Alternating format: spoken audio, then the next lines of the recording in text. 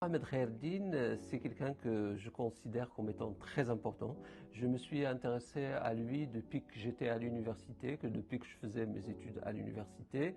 Donc j'ai découvert dans son univers quelque chose de différent par rapport à la littérature de langue française que nous connaissions auparavant à l'université. Et dès à partir de 2007, je lui ai consacré un livre qui décortique un petit peu son univers, c'est Les Voix de Khaireddine, où je découvre un univers époustouflant, un univers fantastique et singulier également, qui est marqué par une écriture exceptionnelle. Mais au-delà de cette date et par la suite, cette littérature est restée et a marqué mon parcours quand je suis passé à l'écriture des romans, à l'écriture de la fiction. À un moment, Khaireddine a rejailli sans que je m'y attendais dans ce recueil de nouvelles que j'ai publié en 2020.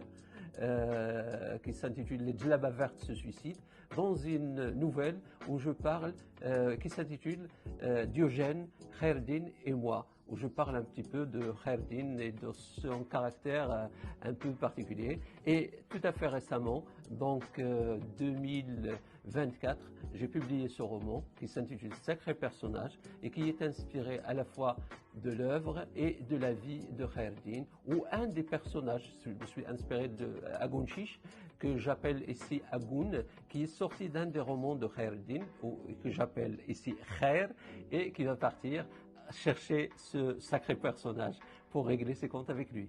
Khaireddine était effectivement un révolté, aussi bien sur le plan idéologique, social, politique, religieux, mais ce qui m'intéresse beaucoup plus chez lui, c'est ce côté esthétique.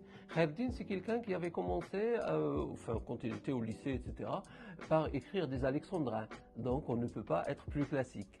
Mais rapidement, il se révolte sur ces formes qui ne reflétaient pas sa vraie nature. Et comme elle le disait lui-même, je voudrais forger un langage neuf ayant ressenti un déchirement. Donc il avait en lui un certain bouillonnement et il essayait de trouver la forme, la langue, les mots qui peuvent refléter ce bouillonnement, cette révolte, sans bien sûr parler de tout son engagement en faveur du peuple, en faveur des opprimés, en faveur de la langue amazigh aussi, et ça c'est très important. Il a écrit quand il a quitté le Maroc en 1965, et il est resté en France et ailleurs, il n'est jamais retourné au Maroc, il se considérait un exilé volontaire, et donc il avait écrit une littérature, une poésie qui sont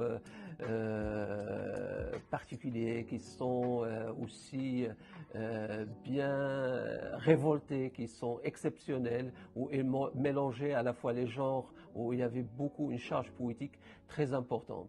Et il rentre au Maroc en 79, et là il va écrire d'autres textes comme Les gens des vies d'Agoun Chiche, comme Il était une fois un vieux couple heureux, et justement qui y ait une écriture beaucoup plus apaisée, beaucoup plus classique, etc.